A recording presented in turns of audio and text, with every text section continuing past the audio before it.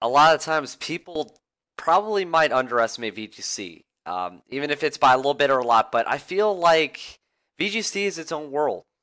I haven't really been exposed to it personally a lot recently, but just looking at the teams, looking at worlds, I can definitely tell any VGC tournament can be greatly changed in many different ways than just a regular online tournament you would do on Smogon.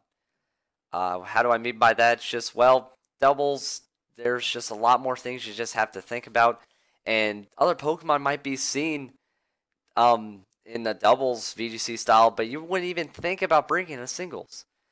Many of the support type of Pokemon you'd see, like an Amoonguss or a Pachirisu or Gothitelle, you don't see in singles. You really don't. But they're definitely pivotal, and they're definitely gonna get used in the VGC doubles because you might need them for your team to make around and build around your trump card Pokemon. Because once you got that Pokemon right there, you need to protect it. You really need to use it very well. But say that one other guy that's on the other team could bring that one Pokemon that's meant to stop your whole team. And then you're in a bit of a pickle here, but other people who team build around VGC, they're a bit smarter in that they kind of bring what can bring most to the table, but they do have specific Pokemon built around one specific Pokemon team. I can go about team building. I can go over that later.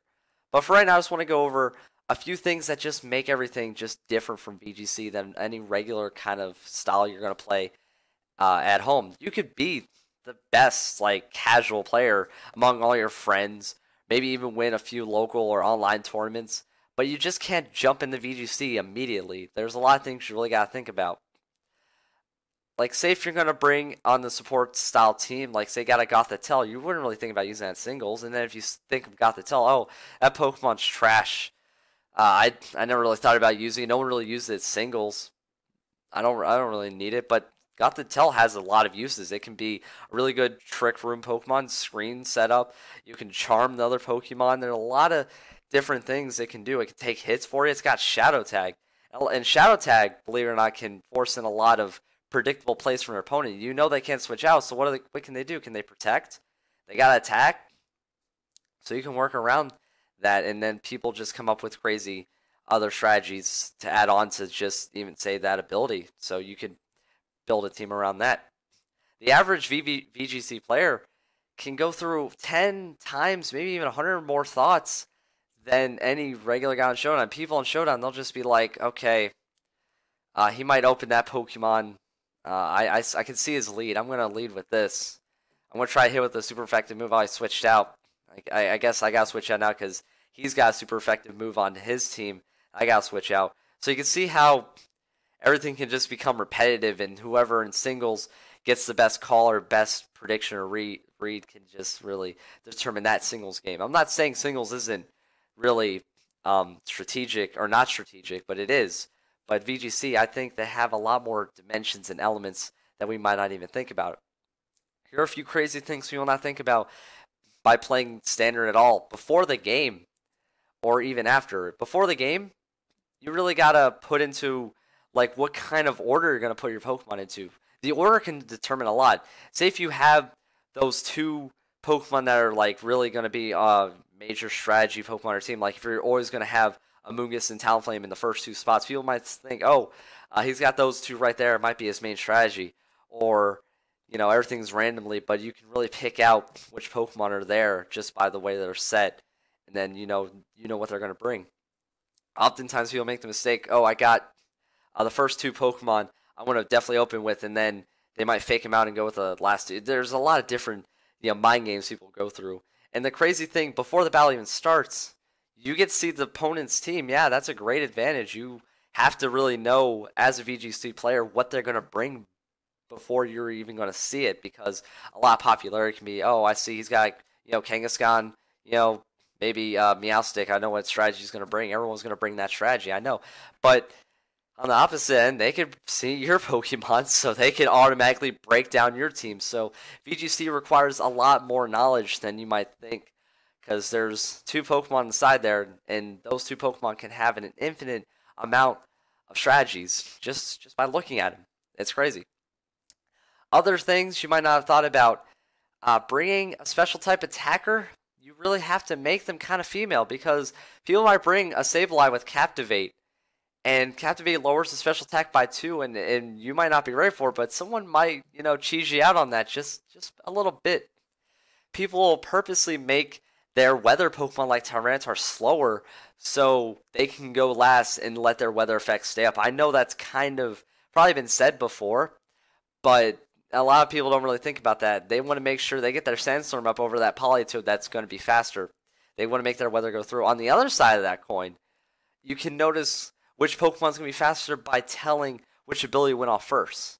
Like any Pokemon with Intimidate, if that Intimidate goes off before your Intimidate went off, they're definitely faster, and they're going to hit first with that, maybe that priority move they might have, like a Fake Out, and you're going to go second that turn. So people really got to take notes of that, and taking notes is a big deal on this. Whichever Pokemon you see are going to, be any kind of threat to you, which immediate Pokemon there's threat to your team, which Pokemon will do damage, which Pokemon won't. There are a lot of different things.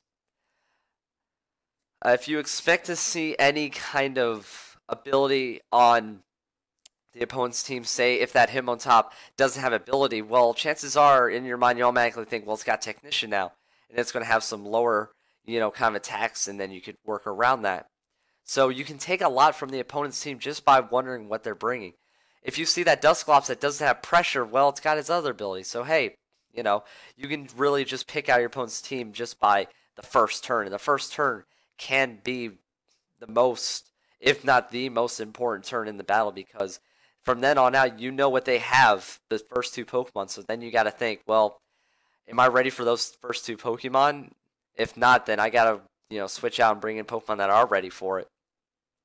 Believe it or not, in doubles, they are more fast-paced. The reason why Pokemon picked VGC doubles to be doubles, not VGC singles, was because since it's more fast-paced, there's less likely to be any kind of stall or any kind of, low, turnouts on the tournaments, because we got a whole tournament to get to. We got to, get about a few hundred people out of here, in less than a day. So the quicker style of play is there. People might think doubles is slower, but in retrospect, it actually is a bit faster because you could potentially take out 2 Pokemon in one turn, maybe even with one move. Say that Rock Slide, super effective double crit. Well, then there's half their team gone. In singles, you can only do 1 attack in one turn, and then we can have about 30 turns here. But in doubles, it's going to be a lot less, a lot less stall, I would have to say. You're going to see a lot of items that you wouldn't think of in singles become staples.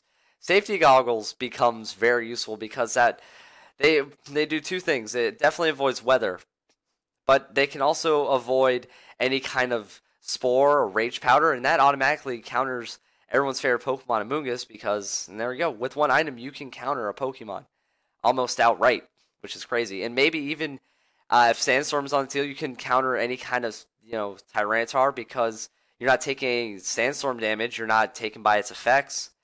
And maybe, what if you live with that, little bit of health, and if you didn't have safety goggles, you would have died, and then, there goes your Pokemon. So it's crazy when we think about that. Barrier reducing weaknesses like a Coppleberry, Yache Berry, they were really prominent back in Gen 5 because he was really scared of those fighting type attacks.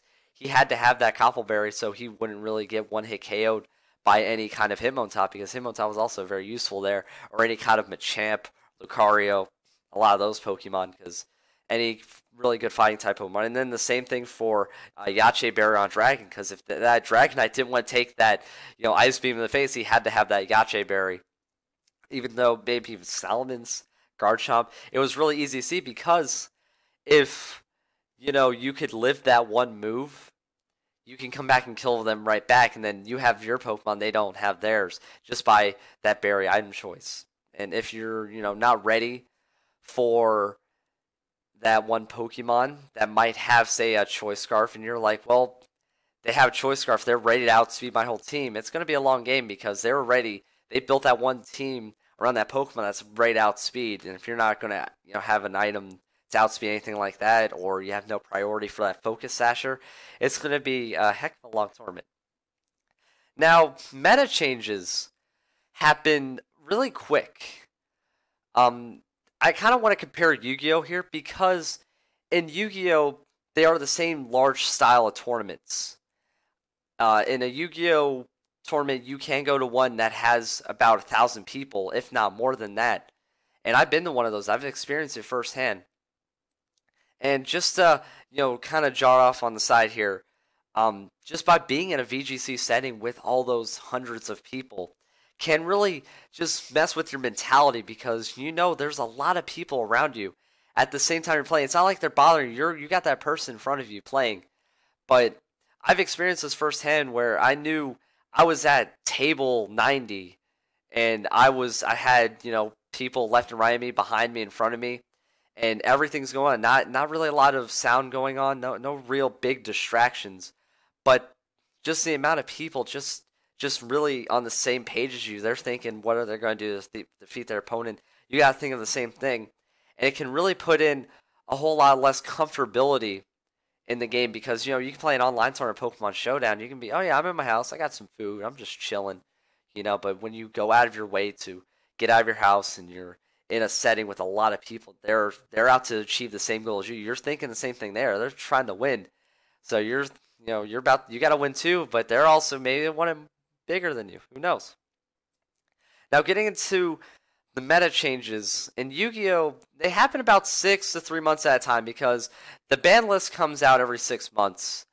But I think they changed it to 3 recently, and then packs come out every few months also. Whatever new card gets released, that could change the meta. Whichever new kind of cards come out, that could change the meta too. Whichever Pokemon or cards in the ban list that you can't use now, that could completely change everything.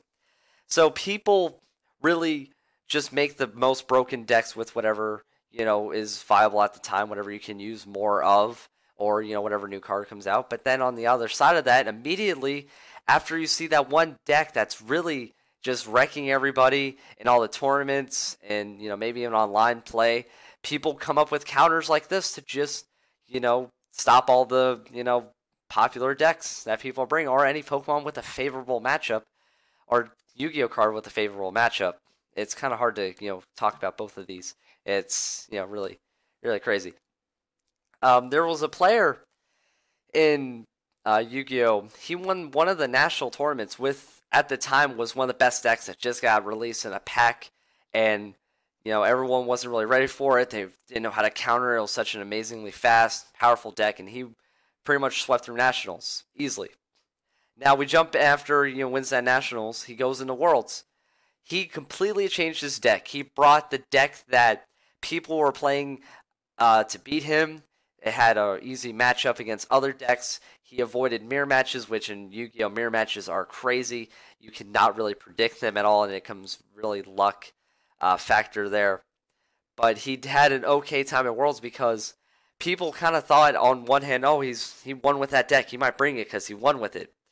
Or, hey, he could bring this deck because, he might, change everything around. He could still win with it just by a few tweaks. And maybe, there was a ban list that could have helped him out too. So, and a lot of times, and everyone did that at Worlds. They really didn't bring the deck they won with. There were other regions like US and Japan and China. No one really brought the same deck they won with. Likewise, in Pokemon, no one really brought that national winning Pokemon because, in Worlds, people are going to be ready for it. And the meta in Pokemon, now we go back into Pokemon, the metas in Pokemon change all the time because wherever Pokemon is winning those small tournaments or being popularly used, people are going to come up with counters instantly, and they're going to build teams around counters to just counter the popular Pokemon. A lot of the reason why Mo Rotom was brought into this past Worlds is because it could counter the Azumarils, it can counter Mega Gyarados, it can counter Rotom Washes. It had really good matchups or countered those Pokemon almost outright. On top of that, we knew they were going to see Amoonguses. We go back to Amoongus. Just because Mo Rotom's a grass type, it automatically beats out the Rage Powder and the Spore. Automatically. So you didn't have to worry about those kind of threats. So there's another counter on top of that, just not by taking out other Pokemon.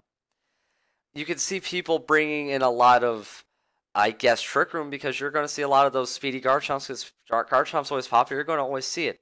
You're going to bring a lot of fighting types because you're always going to see those Mega Kangaskhans.